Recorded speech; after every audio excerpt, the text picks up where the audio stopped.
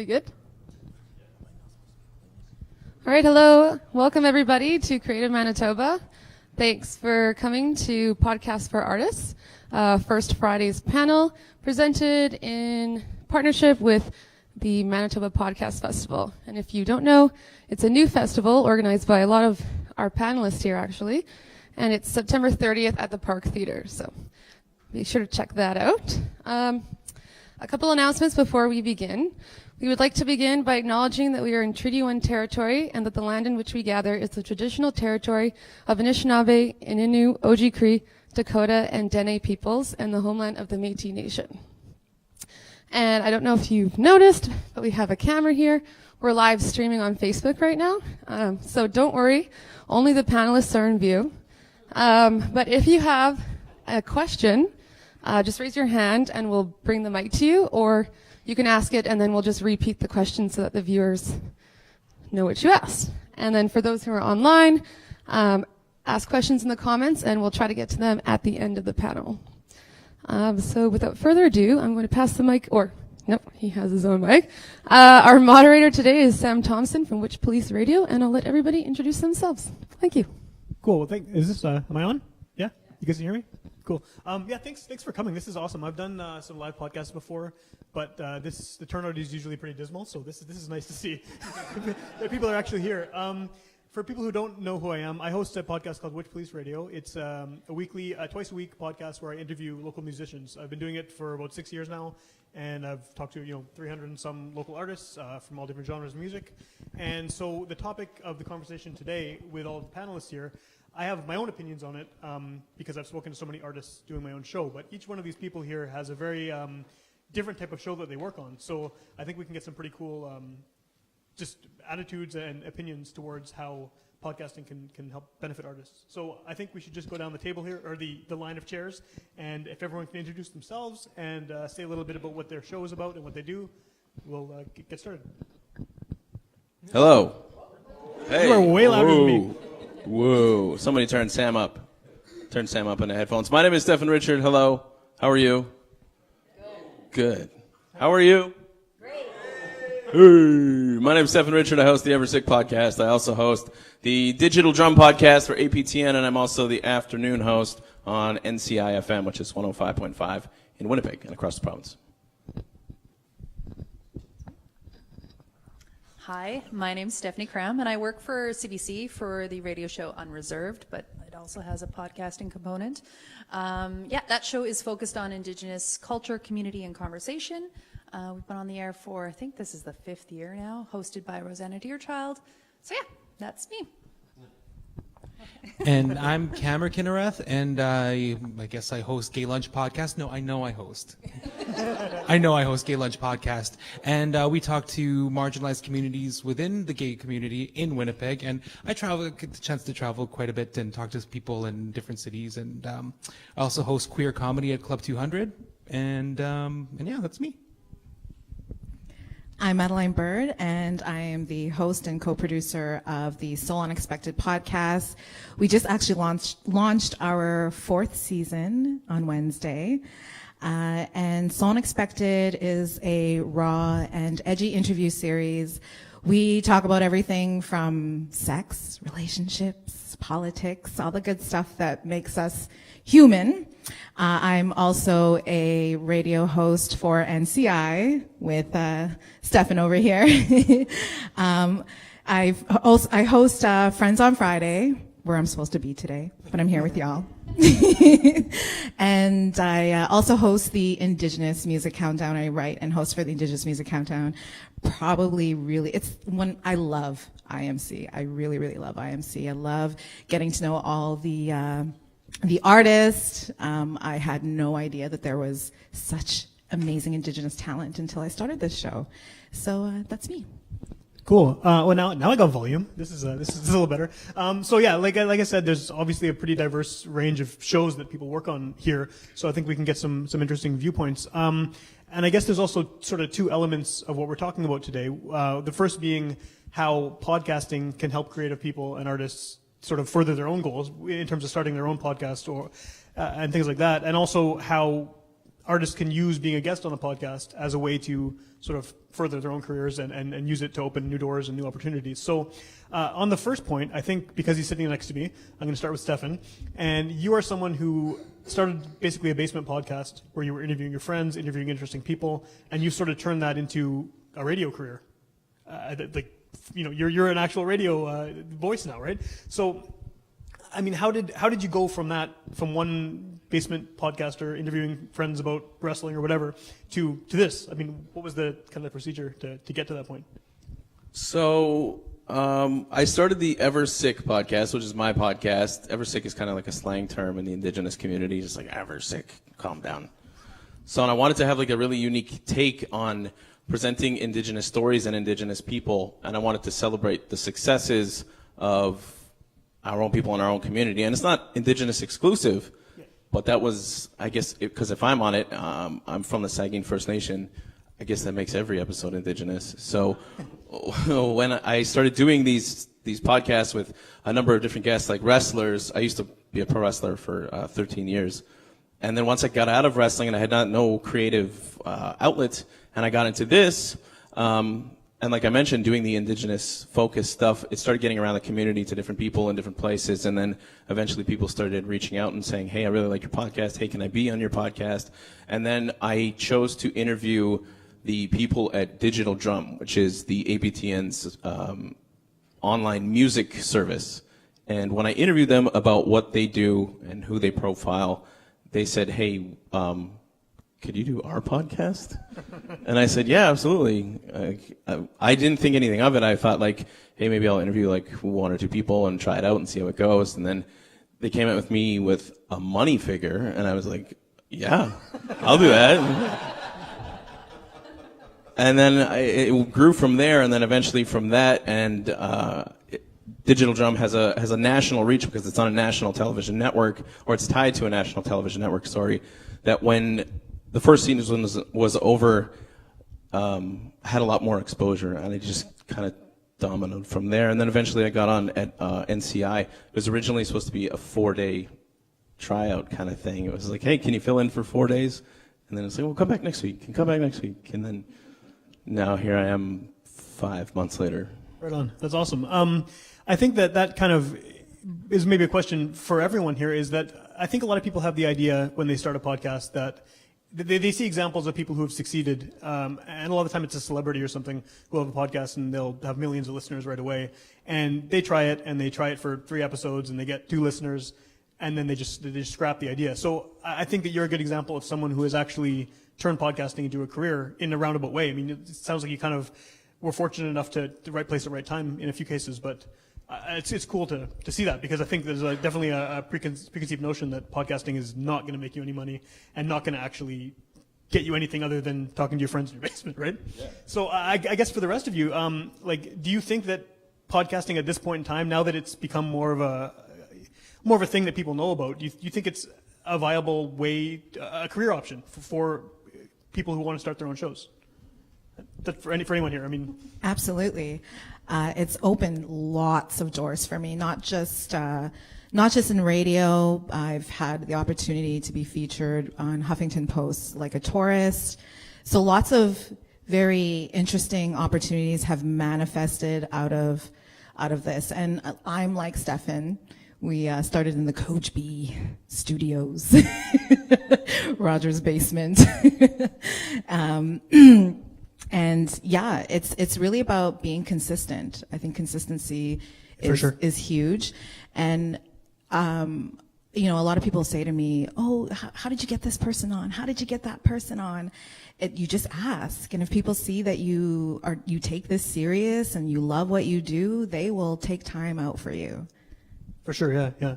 That's a good point too. I think that a lot of people, kind of on the same line of what I was saying before, they see all these celebrities with podcasts and they see them all having celebrity guests and think, well, I can't do this because I don't know, this famous person. I have my friend who, is a wrestler or whatever, and they think no one's going to listen to this. But yeah, I think that is a good point, that you just need to sort of ask and most of the time someone's happy to hear what you have to say and share their story.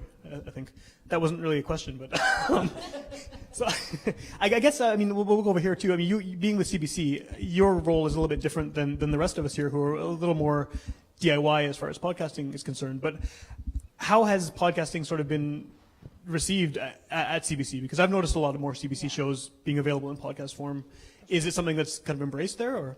Yeah, it feels like there's a slow movement towards podcasting at this point. They're almost like a bit of catching up, I'd say.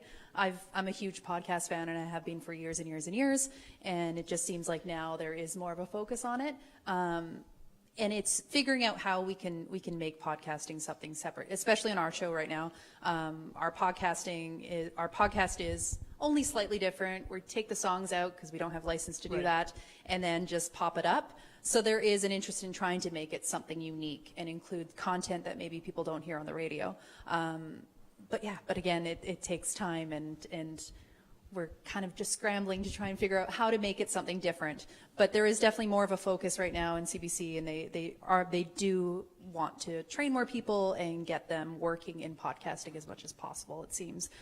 So, okay. Yeah. Do you think there's a wide understanding among listeners of the difference between radio and podcasting? Perhaps. I think that there's a lot of confusion about what podcasting is, because sure. I know we've even released videos of explaining how to download a podcast onto a phone, because a lot of our listeners are in an older demographic, so a lot of them don't know how to even access this material. So I think it's a big learning curve, unfortunately, for a lot of our audience, but hopefully we'll get there and they'll be more and more interested in the podcasts. And a lot of the times the podcasts do end up on radio in some capacity. So that's promising that we're not missing out on that demographic. Yeah, there's a bit of a back and forth with a lot of shows, I think. I mean, my show airs on UMFM as well as being primarily a podcast. And I think there's a lot of people doing things like that where they will either do a show for whether it's a campus radio station or a more professional radio station, and then it will also be released in podcast form or vice versa. So it's cool to see CBC embracing that too, because there's a lot of shows that I listen to on CBC Radio that now I can listen to whenever, right? Which is kind of nice. So. Yeah, that's cool. And obviously one more person we haven't talked to yet. Sorry to leave you last, but I mean, no, my reach has been I started off in the basement too, talking to friends and this and that. But because I guess I use Google AdWords and I put in the words gay Muslim, now my reach is global. Oh, cool. I see people listening from Bangladesh and from the Ukraine and from Sri Lanka, and I guess something's going on in Singapore where people are talking about it and they're getting on there. And my reach has been pretty good so far. Locally and globally is like half and half. Okay. Okay. So, and the opportunities that are coming my way, I'm getting speaking engagements. I think I'm a comedian, so I do. So I've been getting some, because I have a podcast, I have a platform, comedians come onto here. I got a couple of RuPaul's Drag Race girls onto my show too. Cool. So, you just, like she said, when you want to ask, you ask, and then the opportunities come to you. That's interesting too, the global versus local thing, because I think it's also easy to think that especially if you're talking to local people on your show, that you're assuming that the audience is just going to be, within Winnipeg or within a specific community in Winnipeg. I mean, I think all of our shows here sort of focus on kind of niche elements of the city and of the wider world. And I think it's very easy to think, it's just going to be these guys down the street checking out my show. But yeah, the fact that you can put it online and it's open to anyone, that's a huge step for guests on your podcast too, because they're exposed to a much larger audience than they might think just going into your basement and talking to you, right? So yeah, it's very cool to see those kind of stats happening and realizing that people are outside of your backyard are listening to your show. So this is maybe a question for anyone on the panel. As far as actually booking guests on your show, I mean, I know Adeline, you said that you basically just ask and they'll either come on or not. But what do you look for, I guess, in a podcast guest? Because I think a lot of people would love to be on a podcast, but they don't necessarily know, should they be reaching out to you? How do they do that? How do they get noticed, I guess, and depending what they do, it could be any one of these podcasts or any other, but is there something you look for as hosts or producers in a guest that will kind of make them stand out? Well, I usually plan my podcast, my seasons beforehand, before I launch the season. Usually, I kind of pick my guests based on my life experiences. So like this week I interviewed all my classmates that I went to film school with at NSI. And so I'm kind of telling stories on my life through my guests, I guess you can say. So anything that I'm sort of enlightened by. So if I'm like really excited about food one week, I'll do something about food. Or if I meet last season, I got to meet Reese Malone, who's a sex therapist.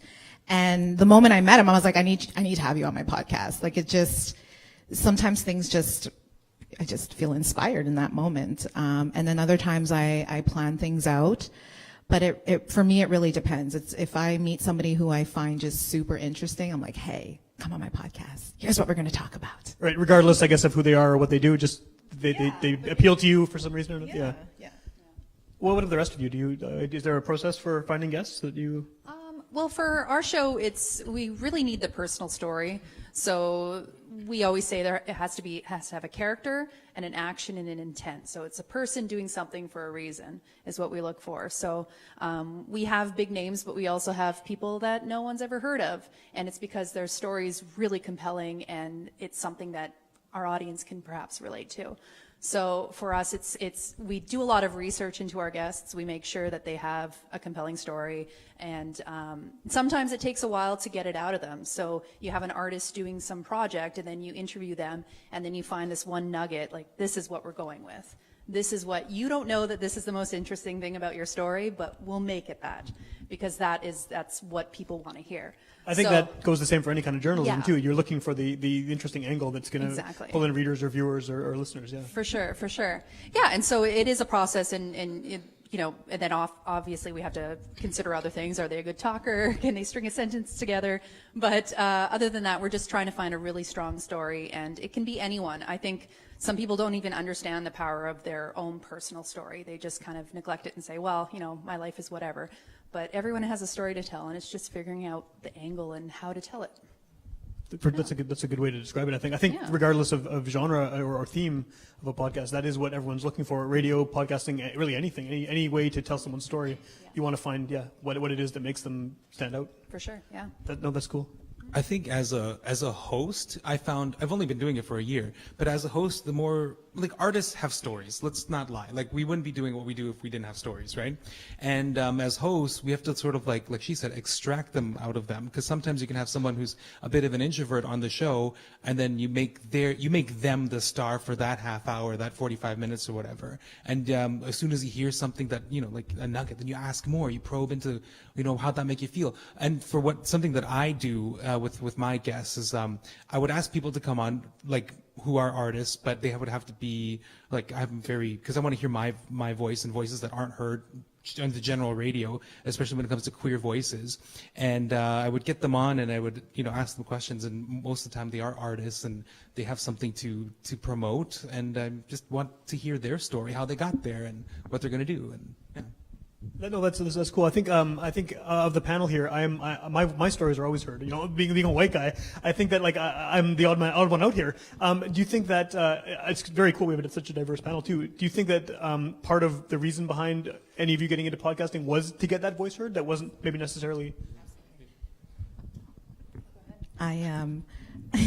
Sorry, Stefan. I had a web series called Style and Soul, and was that Roger 2015? 2015. And then I went to Washington for the Million Man March, and I was only there for a weekend, and that completely changed my life. Everything that or not everything, but a lot of the things that I read on the internet, seen on YouTube was actually, like, right in my face. The stories that I heard that weekend was just incredible. And Roger was saying to me, let's do podcasts. And I was like, no. Came back from Washington and was like, yeah, let's do that. Let's make sure that this time around, that we are implementing conversations around social justice, making sure that we are highlighting BIPOC people and really switching that narrative. That was one of the many inspirations behind Soul Unexpected, was changing that narrative, being able to share our stories, being able to show us in a light that isn't in the stereotypes, that we are musicians, we are creatives, we're, law students, we're therapists, we live normal lives like everybody else. So for my podcast, I try to have those conversations with my guests, those hard conversations, but keeping it about personal development. We persevere through, as Black and Indigenous people of color, we have to persevere through a lot of things, even if we are living successful lives. So I wanted to make sure to highlight those particular stories. Yeah, so like the whole my own voice. See, like on my podcast, I tell stories like me and my cousin getting drunk and falling in a ditch. So like, these people are professional, and I'm just a guy with a recorder in a basement that just found some luck somewhere.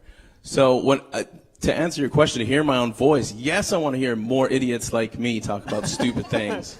Yes, I do. And like, I come from mixed parents. My mom is Métis, my dad is First Nation. So when I don't hear kids who are mixed as often as I would like, being able to share a multi-biracial experience. Like Adeline talked about it, I've talked about it, and I've heard of a few.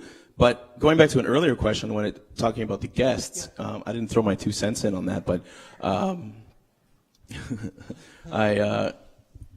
Roger, who's the guy holding the phone up back there, is actually one of the organizers of the Manitoba Podcast Fest as well. And Hi, Roger. Hi, Roger. So Roger, Sam, and myself are actually putting together the festival, and we did an episode together where it would be I interviewed him on my podcast, and I literally just asked him, like, Sam, you want to come down on Sunday? He's like, yeah, I'll be there on Sunday. And then from that, it grew into something like, we should do something together further than this, and then which led to the Manitoba Podcast Festival, which led to Creative Manitoba bringing us here for this. So from a small, tiny, Sam, what are you doing on Sunday? Yeah, I was just some random guy on the internet you contacted because you'd heard my show, right? Yes. Yeah. Now there's 50 people in a room and we're being streamed on the internet. And they actually care what we have to say. Exactly. So to find a guest, and maybe on a bigger scale, one morning I was at school, I was going to school, and Roger said, hey, Reggie Leach is in town. He's an NHL player from the 70s. He won a Stanley Cup. And he was in town, and Roger said, if I can get Reggie Leach here, will you leave school and come do an interview? And I said, yeah. He messaged me at like 9 a.m. He's like, messaged me 10 minutes later. He's going to be here at 10. So I drove across the city from school. I got there. I did an hour-long interview, and a funny story, we hit the record button, but we turned on the wrong mic, and his wasn't recording. So we... Podcasting, rookie error, anybody. Make sure your mics are working. So when we did this, Roger stopped him in the middle of a really cool story about his mom, and Reggie Leach is sitting there with his Stanley Cup ring on his finger, clenching. His knuckles are white, and I'm thinking Roger's going to have a Philadelphia Flyers logo on his forehead. So instead, we just stopped, and Roger was like, hey, sorry, can we just restart? So we did, and he was totally cool about it, but from a small little text at 9 a.m. on a Monday morning to, Sam, what are you doing on Sunday, to this room being filled, to September 30th, the Manitoba Podcast Festival, I think people overlook the fact that it's the small little things that matter. It's not, I need to book the MTS Center for a big event. That doesn't happen so smoothly. It's just, again, the point. Sam, what are you doing on Sunday? Let's get together. Yeah. From that, little things, eventually everybody's here. Well, and the fact that you got Reggie Leach, I'm still jealous that you did that, by the way. But the fact, yeah, Roger should be here. Everyone keeps talking about him. But the fact that you got Reggie Leach, so that opens you up to a whole bunch of people who may not have heard your show before, but they know him and they want to check out the podcast for that reason. I did the same thing. I had Fred Penner on my show, and the exact same thing happened. I went down to UMFM to record it in their studio, so I wouldn't screw it up. but then they screwed it up, and my microphone was not picking up at all. So I got the recording of Fred talking and singing and everything, and you can barely hear me. But it worked. I fixed it. But yeah, like that, and that show turned on a lot of other people to my podcast who maybe would never have heard whatever punk band I interviewed the week before, but they know Fred Penner, and then they look at the archives, and there might be some other music they're interested in, and then it benefits not only me getting new listeners, but also the artists who have been on the show, because having that one big name draws people from all over. I mean, like you were saying, people from countries you probably never would even thought. Are listening. Yeah, for sure. So I guess just to stick on the guests for a minute, what do you think is the best? Like, how do you? I know we sort of touched on how you find your guests, but do you find that you've reached a point where the guests are coming to you and you have to sort of filter who is? I don't want to say worth being on the show because everyone has a story, but who is kind of the ideal person you want to talk to? No. That hasn't happened? No. Well, to a point, yes. But like we were talking about the imposter syndrome of like, am I worthy? Do I belong? People think that podcasting is like a realm above them in some cases. So they don't, in my case, I don't want to speak for anybody else, but they don't approach me as much as I thought they would. Well, what about the rest of you? Are you having, yeah? No, I get people coming to ask, and I'm on a bit of a break right now, just got a new job, whatever, and people are coming to me when they see me. I don't want to be like I'm a living brand, but like when I go out into gay communities and this and that, I do mention I do a show, and when they, oh, you do a show, let's get our voices out there. And back to the question about wanting your voice out there is. Like I'm a gay Muslim, and there's nothing in the media other than that negativity. And then my motivation to do my podcast was after the Pulse shootings. Yeah. And then like a Muslim guy is killing gays, and I'm like, oh my God, I'm intersectionality dream, right? No, it was a nightmare. And so I decided to put my voice out there, and then sure enough, gay Muslims around the world are listening. And when I tell people I do a show, they're really interested in wanting to get their stories out there. Yeah. Which is inspiring to me because they've one of the biggest themes in my show is which I noticed after listening to a few is what does it feel like to be unnoticed, and these are what the stories that we get. And yeah. I think your show's a great example of a show that where you've had a guest on that really can open doors to people who are not in your core audience. Because I had heard of your show, but I thought I'm not in the gay community. I don't know if this is gonna be relevant to me. I have so many other podcasts I'm listening to. I'm gonna leave this till some other time. But then I saw you had Sulin from Propaganda on your show, and I host a music show. I'm interested in hearing musicians. And wasn't that a great show? It was a great episode. Yeah, really good. So I was surprised. So that basically opened the door for me to listen to a show that maybe I wouldn't have thought was relevant to me, right? But and just having the right guests can do that. I think it can open it to a much wider audience. But yeah, that's. Did you look like you had something to say about the? Well, I was just going to say, well, CBC, we get a lot of pitches constantly, press releases, but I would say even on our show, which has some, I guess, attention nationally, most of our interviews, I would say over 50% of our interviews is us chasing them. Okay. So we still get approached by people, and I think having a name, it's easier to get into the door, but at the same time, because we're looking for the strong personal story. We're looking for the storytellers. It's not often obvious, and sometimes the bigger names don't really work. Sometimes the press releases outlining an artist's work doesn't really work for our show. So we need something a bit more meat to it. Okay. So I'd say mostly we're doing the chasing ourselves and not being approached. Does being with CBC in any way prevent you from finding some of the stories? I mean, because the podcast is such a Wild West sort of thing right now where you can, a lot of people's podcasts, you can say literally anything you want and get away with it, right? But I mean, obviously with CBC, you have standards and regulations. Like, has that ever come into effect where if you were doing your own podcast separate from the CBC, you could have maybe pursued something different? Yeah, I would say the big thing for our show is because we are an Indigenous show, we do deal with a lot of hot political topics, and it's very hard to find a balance because we still fall under journalistic standards. We have to find a balance. So it's sometimes difficult for us to figure out how to have an activist on our show, even though we want to, even though it makes sense for our show because this is what everyone is talking about in the community. It kind of makes it hard. So we have to figure out a way. We usually do. But I'd say it doesn't really prevent us, but we just have to figure out a different angle of how to approach it. So we can't have somebody going on the radio talking about their political views and potentially offending the entire listenership. Exactly. So we have to figure out a way around it, but there's always a way. Well, the journalistic element of it is interesting because I think a lot of podcasters and people who want to do interview shows are under the impression that they need to have a journalistic background. I worked as a print reporter for a long time, and I'm going back into journalism in a couple weeks as a career. But I think a lot of people just they have no background whatsoever, and I think it's maybe often seen as a barrier to entry because how do you interview someone? What equipment do you use? How do you know how to how do you know how to find someone to be on your show? Like for the rest of you who aren't the CBC or maybe don't have the same backgrounds, like how did you have any struggles at the beginning on sort of figuring out how to do this, how to actually ask questions and interview guests? Oh, 100%. I started from the ground up. I started from zero. I was just inspired just to get my voice out there. And, like you were talking about finding the right equipment, and you just have to, if you want to do it, just do it. There's nothing really stopping you. All the technology is out there, and getting your podcast actually online is free. So that doesn't cost you anything. And if you record off your phone, that's another thing. But if you want a good quality sound, just go out and buy equipment, rent equipment, borrow equipment, and get yourself out there. I wanted to invest in myself a little bit, so I got better equipment and paid for a website domain. But other than that, it's free. So it's accessible to anybody to put out there. I think that's all like real, but also one thing that no, that's real. But one thing I struggled with is the imposter syndrome. Like, who do you think you are? You're not educated in this.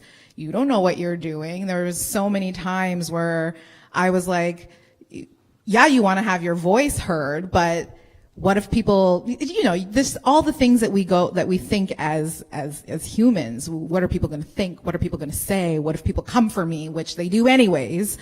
And, having to work through those things has been one of the probably the best things for me, because I had to really own who I am, own what it is that the message that I want to put out into the world, and I wrote a book called Be Unapologetically You, and be exactly that. Be unapologetic about the work that you are doing. So that's one thing that I struggled with is, am I even worthy of doing this? Who do you think you are, Adeline? Like, all of that. And that's something that through podcasting you have the opportunity to do. Did your book come about after you'd been doing the podcast for a while, or was that before? Actually, yes. I wrote Be Unapologetically You because of, and I talk about this in the book, because of all the stuff that I was seeing on social media. There in 2000, probably 14, 15, 16 until now, constantly going on my social media, seeing another black man being shot or black woman being shot, another missing and murdered Indigenous man or woman, child. Like, it was I was constantly being bombarded with this negativity. And so I thought, well, what is the one thing that has saved my life? And that was self-love. So in my book, I share ways to, love yourself, the things I've gone through, questions I've asked myself. So, yeah. And do you think you ever would have done that book if you hadn't done the podcast first? Oh, no. No, because like I said, it takes a lot of confidence. It takes a lot of confidence to share your story, to share your narrative, and being an Afro-Indigenous woman, this world tells me a lot of things about who I am that aren't too nice. So if, and I grew up thinking those things and believing those things. So I really, my mission, I always tell people I do this for the generation coming behind me. I mean that. I want BIPOC kids, all youth to own their voice and be unapologetic about it. Cool. So I like how you threw the name of the book. Very good. And you could probably buy it if you want. Yes, available now. Yeah. So I think everyone here has kind of been involved in this hobby or business or whatever you want to call it for different amounts of time. But have you seen, this is a question for anyone on the panel here, have you seen the community locally in terms of just maybe the number of podcasts or the variety of podcasts coming out of Winnipeg? Have you seen it grow over the time you've been doing this? Have you seen kind of more interest from people in general in creating their own podcasts? Yeah. And what I think of is before I discovered podcasts, I would listen to, I don't know if they still have it, but on iTunes, they had iTunes U, and it was a series of lectures from different universities. So I'd pick a, yeah. I remember that, yeah. Yeah, so I would listen to those, and I would listen to a lecture from Duke University about African American studies or whatever it is, just to learn a little bit. And then I discovered what podcasting was. This is probably like maybe 2006, 7, 8-ish. And like I had that imposter syndrome, and I was still wrestling. I was wrestling in Winnipeg, and I was wrestling in other provinces in U.S., and eventually went to Japan. And then when I stopped wrestling and I had no creative outlet, I knew that Garbage Hill, the Garbage Hill Podcast Network, was a big thing. Yeah. And they had a whole umbrella of shows that they would present, all in different kind of like unique takes. Like your show was on there. Yeah. What was Devin's show called? Couch Surfing, where it was just two dudes on a couch just hanging out with somebody. And I would listen to these things like Red River Ransom and whatnot. And I listened to these things and I thought, like that imposter syndrome, like, oh, who am I? You know, like these guys have their shit together. They know what they're doing. Can I swear? Well, you just did, so I think it doesn't matter at this point. I don't know. I work in radio, so I can like push the delay button and just slow things down. But everyone in that group of people you're talking about, like none of us had our shit together. You know? Exactly, yeah. And I think that's what people think is like, you know, everybody's got their shit together and they've got a brand and they got a machine behind them, but they really don't. No. And when I started mine, what was the question again? Have I seen it grow? Yes, I have seen it grow from Garbage Hill to Garbage Hill. Eventually, I don't want to say going away, but really going away, and then only being a couple shows left. And then me, Adeline, and Roger started our podcast. I think me and Adeline started, I think, the same week maybe. And then Roger started his maybe a month later. And then the three of us turned into, you know, a community with you, and then growing with someone else, and then finding out that there's other podcasts that have started, like, what are some of the ones you listen to, like Paper Cut? Paper Cut's really good, yeah. There's a bunch of true crime ones that started in Winnipeg. Pub Chat's great, yeah. Exactly. So you see all these Winnipeg podcasts, and, you know, it went from Garbage Hill, and then it kind of went down, and now it's coming back up again. Yeah, that's, I kind of feel the same way. I never knew that. Well, what was your, I guess, experience with local podcasts? Did you know I never even had one, and just us three. I never until I came across you, yeah. And then until I met Kammer. So I didn't even know that there was a local podcast movement happening here. Did you think you were just kind of in a void, the three of you? I thought we were onto something new. And for me, I'm just brand new into this, so I woke up to my podcast. I'm like, there's so many in Winnipeg. Yeah, there's so many now. Yeah. Anyway. So obviously, I mean, some of the stuff we're talking about, people are finding ways to do it on their own. You know, whether it's just picking up a microphone and going, or trying to, you know, renting equipment like you were saying, and getting more professional about it. But there seems to be a lot more interest anyway right now. And look at the size of the room here, in people just wanting to know about podcasts and about podcasting. And I think that's great. I mean, a lot of the shows I've heard in Winnipeg, some of them I love, some of them I could care less for, but that doesn't matter, right? Because it's like, it's not all for me. And like we're all talking here, everyone here has a very distinct audience and a very kind of niche subject matter. And a lot of that isn't going to apply to me, or isn't going to apply to you, or you. And so it's cool to see. I'm very happy to see any podcast, whatever the topic is. And I had a follow-up question, but you can. Yeah, I got a follow-up question for you. This is me podcasting taking over. So CBC, what's CBC's feel on the ground level of like podcasts like the three of us and Sam and Roger and the rest of, maybe there are other podcasters here? Oh, that's a lot of pressure. What do you mean, like, are we encroaching on their territory? Or? Just some people who are listening to the Facebook stream, maybe more so, like, does CBC have an understanding that there's like this whole underneath bed of like do-it-yourself podcasts, and possibly do they see it as a resource or as like a detriment? I think they're definitely open for it now. They're starting a creator network, I believe is what it's called, and there is somebody here working for that. It's more YouTube and short series on YouTube, but they are interested in creating content in a different way that's consumed online primarily. So yeah, I think that they're very open, and honestly, the door is always open to pitching podcasts. I know it seems kind of daunting, but there is a pitch page on CBC. I have no idea where to find it, but it's somewhere on there, and you're able to pitch a podcast idea if you have one. Yeah, and so it's definitely open to anyone, and I think some some ways that CBC have found people is kind of surprising. So I'd say definitely if you have something that you want to pitch to them, go for it. Actually, if you can find it, put it out somewhere. No, because I tried to click on it and it's a dead link. Oh, really? Yeah, Oh. so let me know. Yeah. Let me know. I'll figure it out.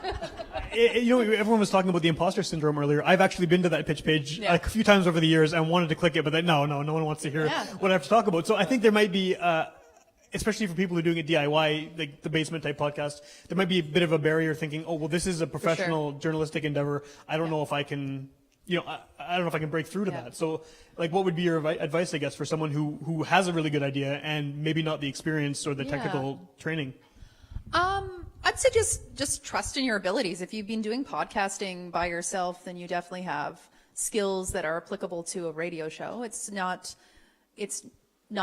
really any different. It's just the ability to edit audio. If you have figured out how to mix different audio clips, then you're good to go. So I think it's just a matter of applying for things. There are lots of entry-level positions at CBC, and especially the Bureau here, they're very open to getting people who come from the community and training them and getting them going, which has happened quite a bit. I was brought on as an intern. I used to work for a small organization called Journalists for Human Rights, and I lived in a small reserve in Northern Ontario, and I just applied for this internship and I got in. That's how I got in. So I think that it's definitely open to people, and just trust your skills, because you'd be surprised at how, if you hear the origin story about how a lot of people got started, I'd say a huge chunk of CBCers are not trained in journalism.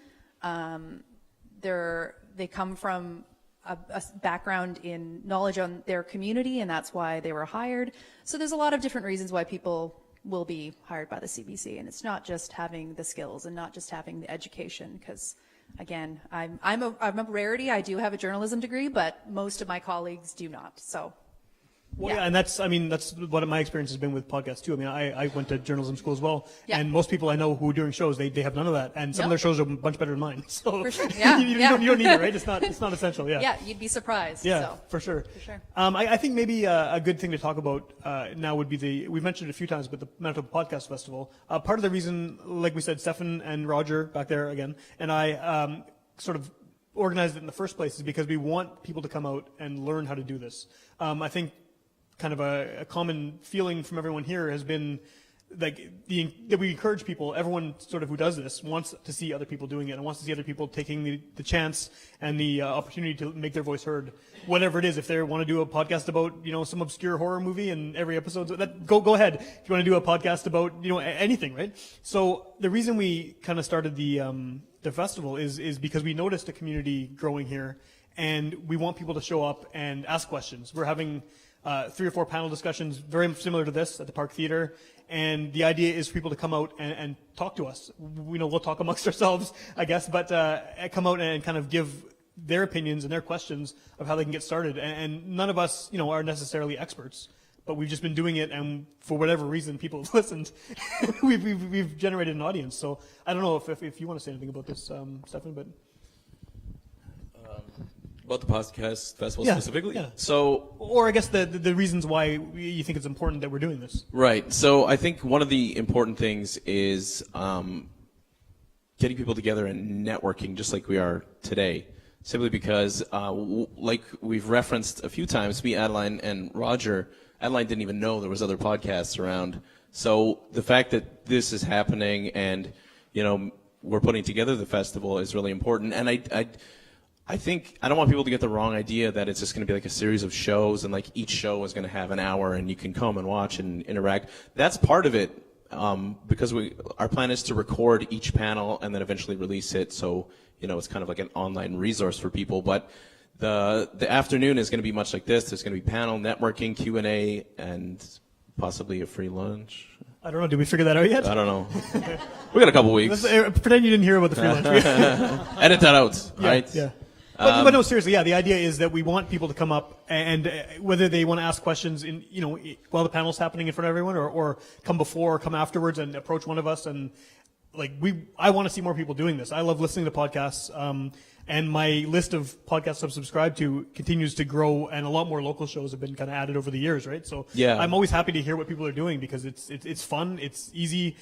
there really isn't that much of a barrier to entry. You need to get a recording device, whether it could even be your phone, like you said, Kammer, right? And you go, and you've got a podcast. So the podcast festival is, I think the really important part is bringing in, I don't want to use like a corny term or anything like that, but bringing in the next generation, because actually on Monday, my podcast, the Ever Sick podcast that I do, is ending. I've recorded my last episode. I've said my goodbyes and thanked the sponsors and everything, but it's over. And that being not because like I think I'm too good or anything, but I don't want to spread myself too thin, because I'm lucky enough to have made this my career, in a sense that I don't want to spread myself too thin and cheat the listener and miss an episode, because mine has come out every Monday minus like a few like assigned breaks since 2015 in October. And I don't want to start missing episodes and then start putting out one a month and then have it be 20 minutes and have it suck.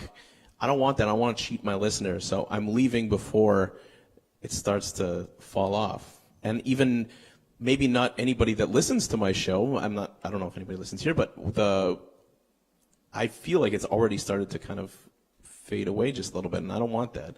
And I don't want people to think, oh, it was good. And then that happened. So I think the podcast festival is very important, to have somebody else come, and let's say you wanted to start a show and you wanted to start about X, Y, and Z.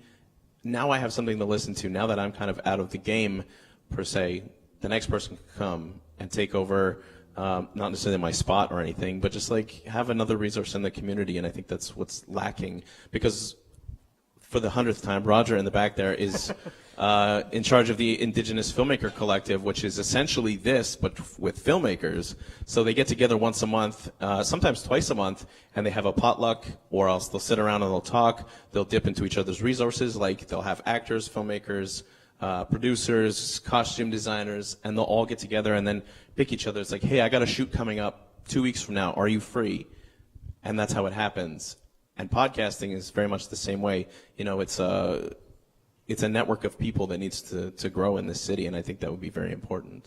And I think as someone who hosts a music show, this is my frame of reference, but I feel like podcasting in Winnipeg, the way I'm seeing things like this come together, and things like the festival and all the networking and friends and colleagues everyone's making, it reminds me of the DIY punk scene, because almost everything is DIY. People are doing it in basements, they're recording on whatever they have, and there's like a sense of community that I got growing up being into punk rock that I'm also getting now, in my late 30s from podcasts. Mm-hmm. So it's cool. It's a cool parallel. I kind of like that. Mm-hmm. I was going to say I got my start in interest in radio and audio in general through community radio. So I think it's a resource that a lot of people overlook. For sure. Yeah. I had a radio show in Victoria for 3 years, a music show, and that's how I got into it. And then it expanded into news, and then from there I became more interested in storytelling. So I think even if somebody is curious in podcasting, but they don't have an idea for a show, because it is kind of daunting.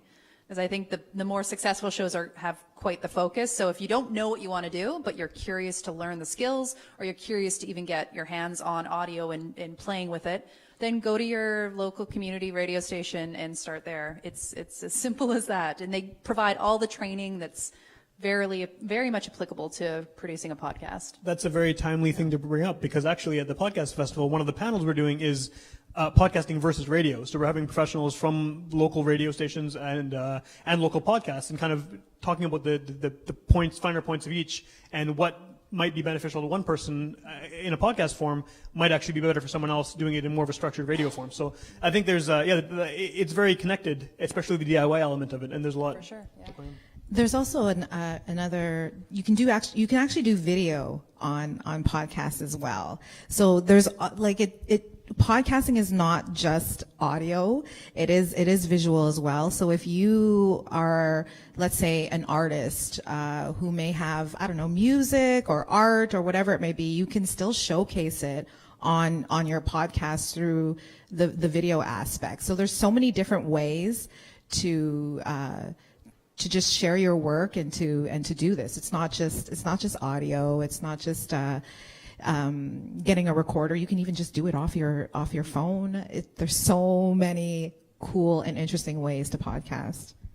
For sure, and video podcasting, I think, is almost a whole different genre. I mean, we can't. It's not enough time to talk about here, but it's its own thing. And like you said, the convenience of it and you have probably a recording device in your pocket right now that you could just turn on and talk and post it for free online and say what you want to say, and maybe you'll get listeners, and maybe you have to tweak it a bit. But yeah, I think that with the size of the room here, hopefully people have questions.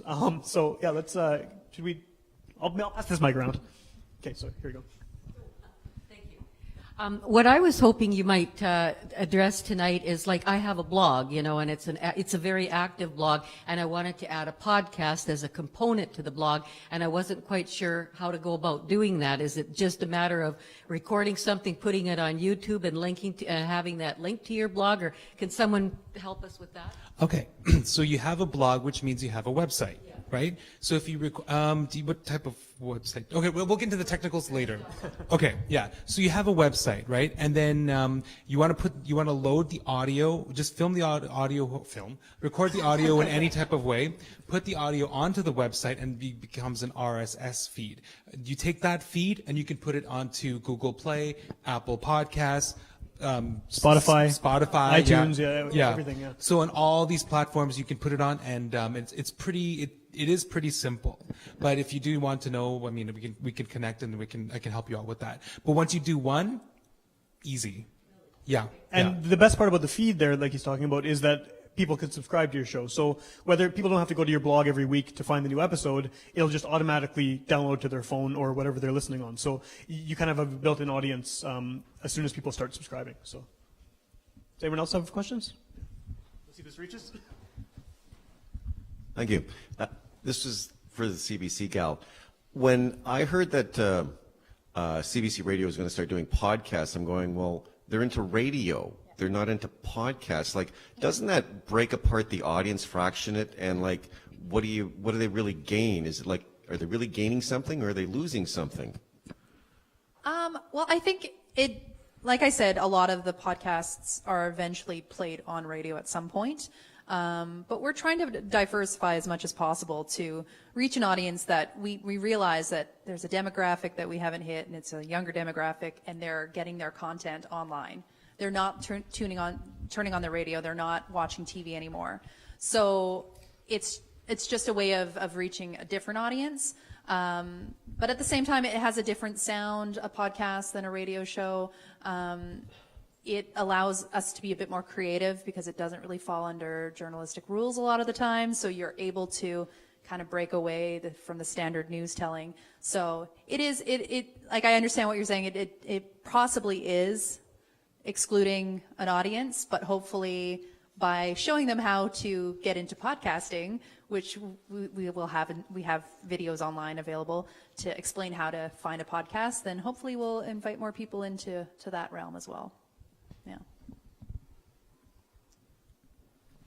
Any other questions?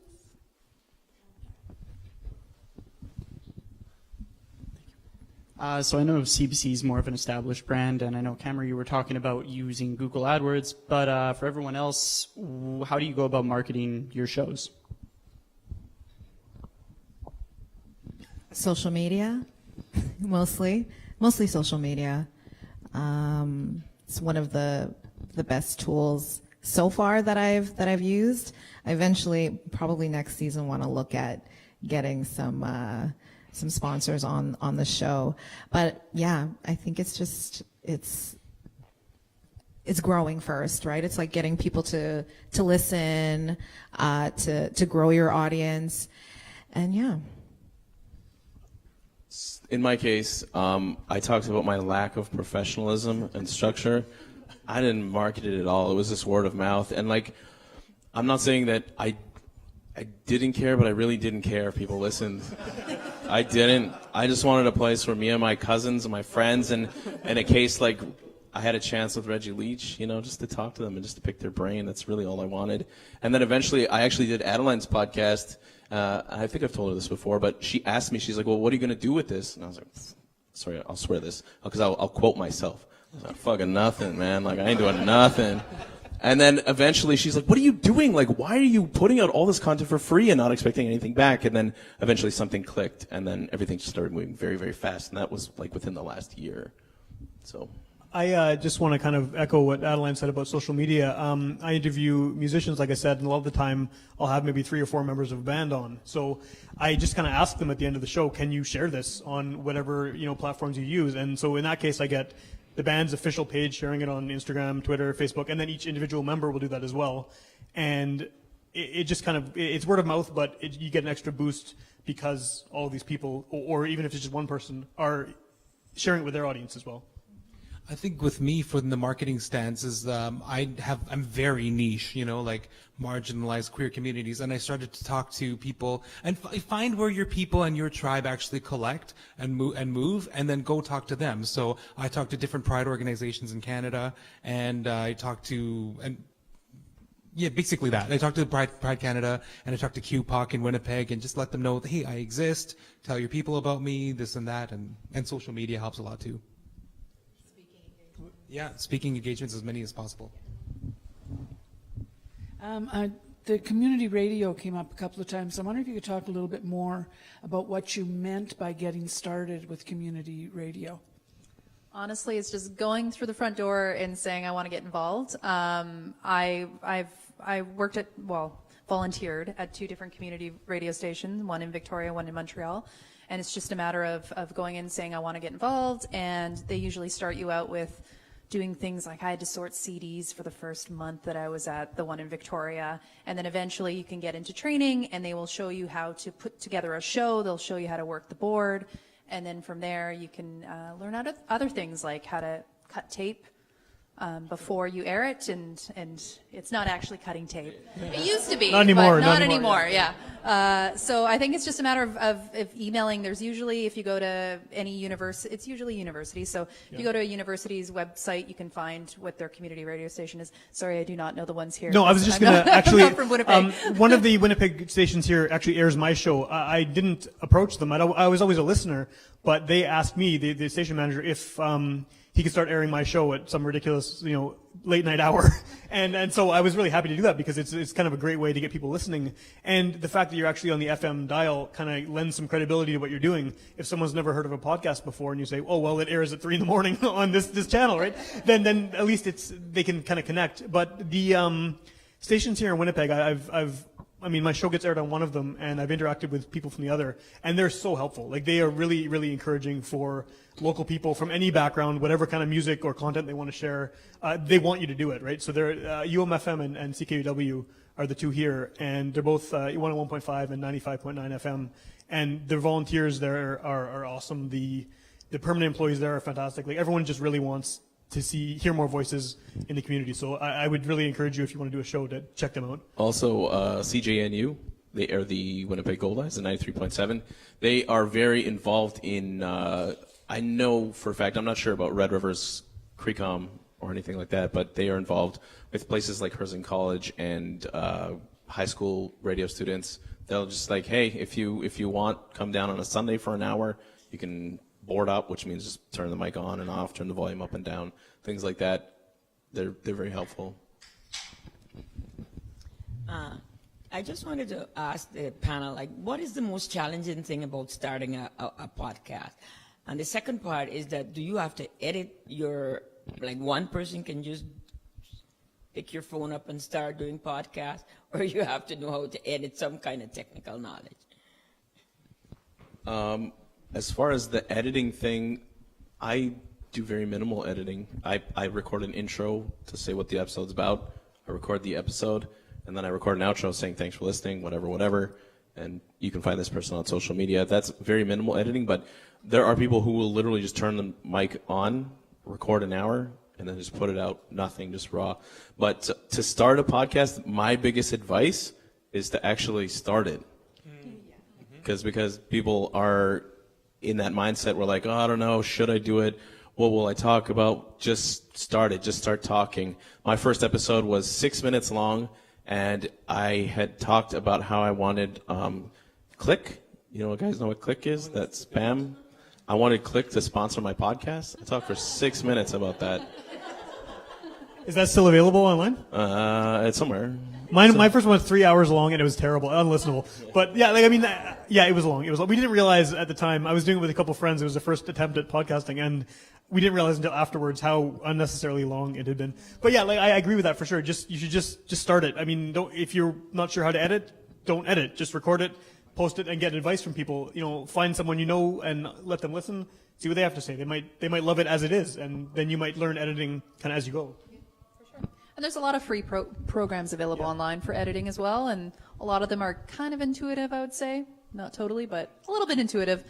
Just a matter of Googling how to do certain things. That's how I learned.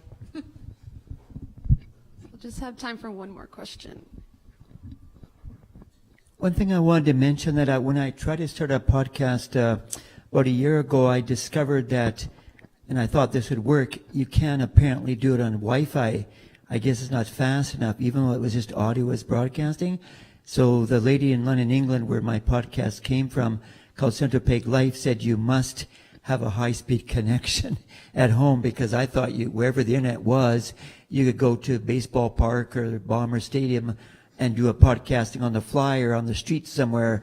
But I discovered that, and she mentioned to me that you seem to have to have a high-speed connection, even if it's audio. I was surprised that audio is not video, right? It's just audio. So I was kind of surprised at that you needed a home connection with high speed to do a proper podcast, if you're doing it live. Yeah, I'm not familiar with live podcasting. I don't use an internet connection to record anything. I'll just record on a recorder or a phone or whatever I have. But like in terms of uploading, if that's what you're asking about, or if maybe doing it live, like a Skype call or something, maybe. It sounds like he was talking about live streaming it, right? Are you talking about just recording it and putting it out there as you? Okay.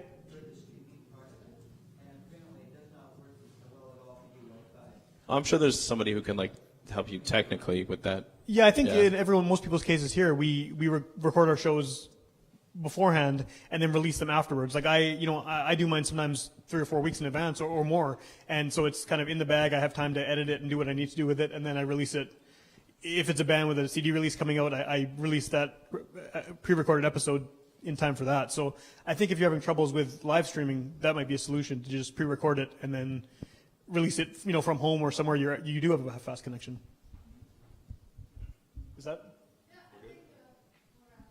Cool. All right. Well, thanks for the panel for coming. This was really interesting. I mean, even though I know who some of you are and I've heard your shows, it's still interesting to kind of get more information. And it's awesome that so many people came too. Yeah, this is super cool. Thanks a lot.